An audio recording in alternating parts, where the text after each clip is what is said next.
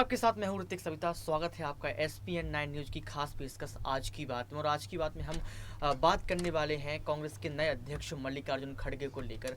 आखिर क्यों कांग्रेस ने 3 राज्यों के विधानसभा चुनाव के पहले ये कांग्रेस पद का चुनाव करवाया? आखिर क्यों कांग्रेस परिवारवाद की राजनीति को इतनी जल्दी खत्म करने वाली है, या फिर कोई और वजह रही होगी इसके पीछे? इसके लिए हम तमाम प्रश्नों को लेंगे कि अब खड़गे के अध्यक्ष पद आने के बाद उनके पास क्या क्या चुनौतियां आने वाली हैं। इन सबको लेकर तमाम मुद्दों पर बात करेंगे। हमारे साथ मौजूद हैं अभी दीपक सर, आपका बहुत बहुत स्वागत है। धन्यवाद सर, पहले तो मुझे आप ये बताइए, क्या इस तरीके के चुनाव करवाना ही लोकतंत्र की हत्या है?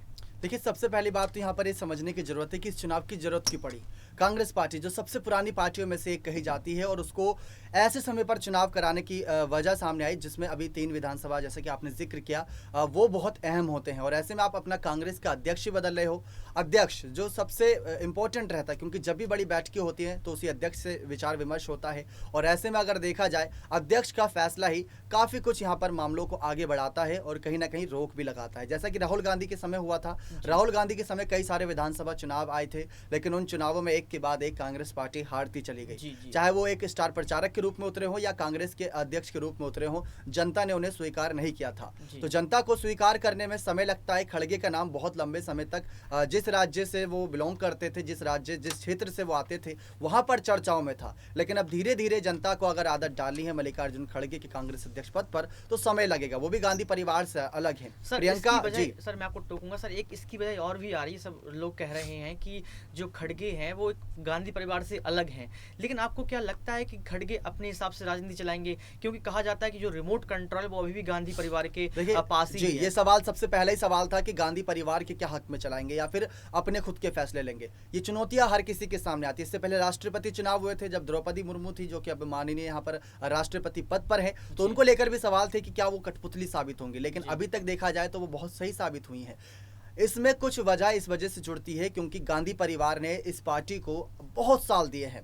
राजीव गांधी, इंदिरा गांधी, सोनिया गांधी, प्रियंका गांधी, राहुल गांधी, लगभग हर परिवार के सदस्य ने कांग्रेस पार्टी के लिए अपना कहीं ना कहीं पूरा ही जीवन समर्पित कर दिया। और जिस तरीके से यहाँ पर गांधी परिवार की चर्चा आती है, तो गहलोत का बयान जोड़ना चाहूंगा कि गांधी परिवार ने अपनी इस कांग्रेस पार्टी को बहुत कुछ दिया है। तो ऐसे में फर्ज बनता है उन नेताओं का कि गांधी परिवार से सलाह मशवरा तो कम से कम कर लें, ताकि उनका सम्मान बना रहे। जी, कांग्रेस हमेशा कहती है युवा युवा युवा, कि मुझे युवा नेता चाहिए, मुझे युवा नेता चाहिए। कल जो वोटिंग के रिजल्ट खुले तो एक तरफा सब कुछ हो गया, और थरूर के साथ जो हुआ, आपने देखा कि 1000 वोट पर भी वो लगभग रह गए हैं, और वहीं खड़गे इतने वोटों से जीते हैं। तो आपको नहीं लगता है कि यहाँ पर जो है वो फर्जीवाड़ी हुई है? देखिए, फर्जीवाड़ी की कोई वजह यहाँ पर सामने आती नहीं। खड़गे के पास अच्छा खासा एक्सपीरियंस था, उनके साथ अच्छे खासे विधायकों और तमाम जितने भी यहाँ पर वोट देने वाले लोग थे, उनके साथ अच्छे संबंध थे। अब लोग तो उन्हीं के साथ जाएंगे। शशि थरूर की बात करें, शशि थरूर कितना एक्टिव रहते जमीनी स्तर पर, ये भी आप देखिए ना।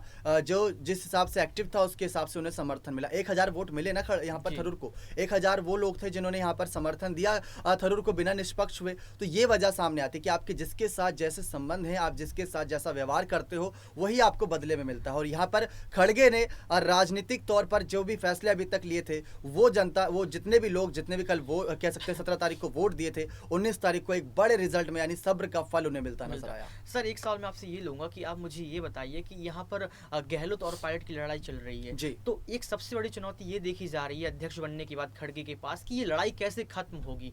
तो आपको क्या लगता है कि वो क्या कदम उठाएंगे जिससे ये लड़ाई खत्म हो जाए और पार्टी में जो एकता है वो फिर से बरकरार हो? देखिए, पहली बात तो ये कोई विचारों की लड़ाई है। इसमें आपसी लड़ाई या कलह की बात नहीं करेंगे, ये विचारों की लड़ाई है। सबसे पहले विचार पायलट ने अपने रखे थे कि कांग्रेस पार्टी रिपीट क्यों नहीं होती है। गहलोत ने सरकार में आ गए 5 साल, उनको लगा कि बहुत है, यानी कि इनफ है। इससे पहले भी 2 बार मुख्यमंत्री रह चुके हैं गहलोत, और उनकी सरकार गिरी थी, उसका सवाल किसी ने नहीं उठाया था। पायलट एक ऐसा नेता बने जो लगातार इसी सवाल पर, अगर आज उनसे ये भी पूछोगे कि गुजरात चुनाव कौन जीतेगा, तो गुजरात चुनाव का आंसर तो देंगे, लेकिन जाते जाते ये भी कह जाएंगे कि राजस्थान में सरकार रिपीट नहीं हो रही है। तो उनका अभी आज के समय में आप एक भी बयान उठा के देख लीजिए, उनका बयान अंत इसी बात पर होता है कि कांग्रेस पार्टी रिपीट। और रही बात खड़गे की भूमिका की, तो खड़गे अब कांग्रेस अध्यक्ष यानी कि आला कमान, और आला कमान का फैसला होता है कि अगर पार्टियों में ही मतभेद है हैं तो उस मतभेद को दूर किया दूर जाए किया जाए, और वो बिल्कुल। मतभेद विचार एक साथ बने, ताकि पार्टी एक दूसरे के खिलाफ न लड़े बल्कि पार्टी विपक्षी के खिलाफ लड़े। तो खड़गे के लिए सबसे बड़ी चुनौती यहाँ पर ये रहेगी। लेकिन अगर कल का अगर नतीजे के बाद का व्यवहार देखें पायलट और गहलोत का, तो दोनों का ही व्यवहार कहीं ना कहीं खड़गे के समर्थन में था। गहलोत ने खड़गे का समर्थन किया, पायलट ने भी बताया कि उनके एक्सपीरियंस का फायदा मिलेगा। अब देखना यही रहेगा कि किस तरीके से आला कमान को क्या नजरअंदाज करते हैं पायलट गहलोत, या उनके साथ जाना पसंद बिल्कुल करेंगे। सर, हम चर्चा कर रहे हैं जी। तो इस चर्चा के बीच हम कई मुद्दों पे बात करने वाले थे आज की बात में। तो सर मैं आपसे कुछ सवाल और लूंगा। मैं एक सवाल ये लेना चाहता हूँ कि गुजरात में जो कांग्रेस पार्टी बड़ी ठंडी नजर आ रही है। कहा जा रहा है कि गुजरात में अभी कांग्रेस पार्टी उतरी ही नहीं है और वहां पर सिर्फ टक्कर है तो आम आदमी पार्टी और सिर्फ बीजेपी को लेकर। आप आम आदमी पार्टी को देख सकते हैं सर कि बहुत कम समय में वो एक राष्ट्रीय पार्टी बन चुकी है। बहुत कम समय में उसने अपने अंदर एक कॉन्फिडेंस पैदा किया है, पंजाब को जीता, अब अपनी जड़ों को मजबूत वो गुजरात में कर रही है। तो क्या आपको लगता है कि जो विपक्ष के रूप में जो बड़ी पार्टी हुआ करती थी कांग्रेस, वो अब खत्म हो चुकी है? और यदि खत्म हो चुकी है तो फिर उसको खड़गे कैसे चुनौती के रूप में लेंगे? देखिए इस समय कांग्रेस पार्टी की कुछ अलग वजह थी गुजरात में ज्यादा एक्टिव ना होने की, लेकिन ऐसा नहीं है कि बिल्कुल भी एक्टिव नहीं। गहलोत, रघु शर्मा जैसे बड़े नेता वहां पहुंच चुके हैं। जिग्नेश मेवानी, कन्हैया कुमार संघ, उनके कई आपसी नेता भी वहां पर लगातार सक्रिय हैं। लेकिन वो बात अलग है कि इस समय नजर नहीं आ रहा, इस समय इतना नजर नहीं आ रहा जितना आम आदमी पार्टी की रैली और बीजेपी के तंज यहाँ पर नजर आ रहे हैं। अब वजह उसके पीछे की दो थी कि कांग्रेस अध्यक्ष के चुनाव में इस समय हर एक कार्यकर्ता जुटा हुआ था, क्योंकि सबसे पहले कहा जाता है कि अगर आपको एक शानदार घर बनाना है तो उसकी पहले नींव मजबूत करो, क्योंकि अगर नींव मजबूत रहेगी तो सालों साल तक वो घर टिका रहेगा। अब यही वजह पार्टी में भी सामने है। अगर अध्यक्ष पद ही मजबूत नहीं है तो आप अपनी पार्टी को कैसे आगे अलग राज्यों में दिखाओगे? अब खड़गे जाएंगे, खड़गे अपने विचार रखेंगे, और सबसे बड़ी वजह होती है कि आपके पास बताने के लिए कुछ होना चाहिए। सोनिया, प्रियंका, राहुल के पास क्या बताने के लिए कोई ऐसा एक्सपीरियंस है जो जनता के बीच जाके साझा कर सकें?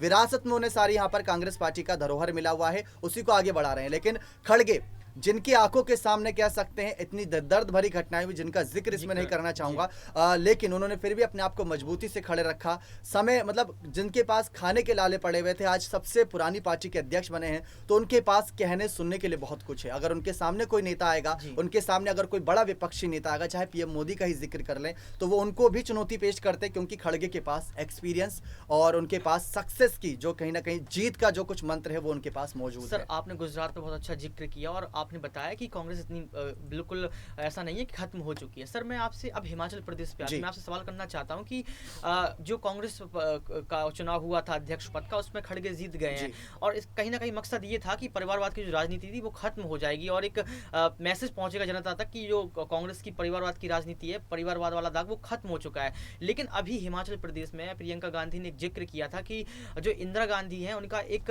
मनोइच्छा थी कि उनकी अस्थियों को हिमाचल प्रदेश में बहाया जाए। तो क्या और कोई मुद्दा नहीं था? ये जो बात कही गई है सर वो क्या परिवारवाद से रिलेटेड नहीं थी? आपने ना महंगाई पर बात की, ना आपने कहीं मुद्दों पर बात की, ना आपने जमीनी स्तर की बातें की।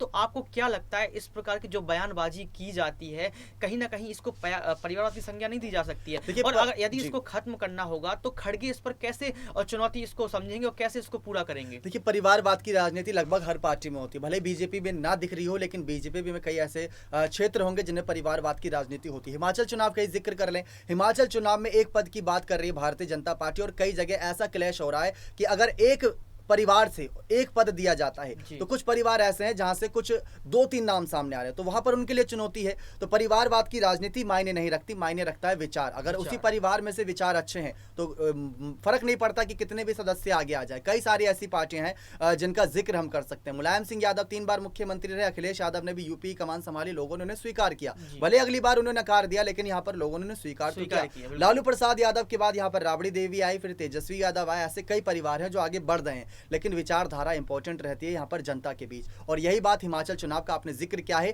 तो हिमाचल चुनाव में भी कांग्रेस पार्टी मजबूत नजर आएगी। क्यों? उसके पीछे के 2 कारण है। पहला, आम आदमी पार्टी वहां सक्रिय नहीं है, वो सभी सीटों पर चुनाव लड़ेगी ऐसा कहा जा रहा है, लेकिन इतनी बढ़ चढ़कर रैलियां नहीं कर रही जितना गुजरात में कर रही है। और दूसरी वजह है कि कांग्रेस पार्टी वहां पर सरकार बना सकती है, क्योंकि वहां पर ही 5-5 साल की राजनीति का खेल बदलता रहता है, कभी बीजेपी कभी कांग्रेस। और इस समय बात करें तो प्रियंका अकेले नहीं, उनके साथ पायलट और भूपेश बघेल जैसे बड़े सक्रिय नेता। बिल्कुल। तो तो दीपक सर ने आज की बात में बहुत ही गहराई के साथ अपनी बात रखी और बताया कि कांग्रेस पार्टी की जो जड़ें वो अभी तक मजबूत हैं, कमजोर नहीं हुई हैं। हालांकि नया अध्यक्ष है तो उसको सोचने और समझने में वक्त लगेगा, कि पार्टी को समझने में वक्त लगेगा।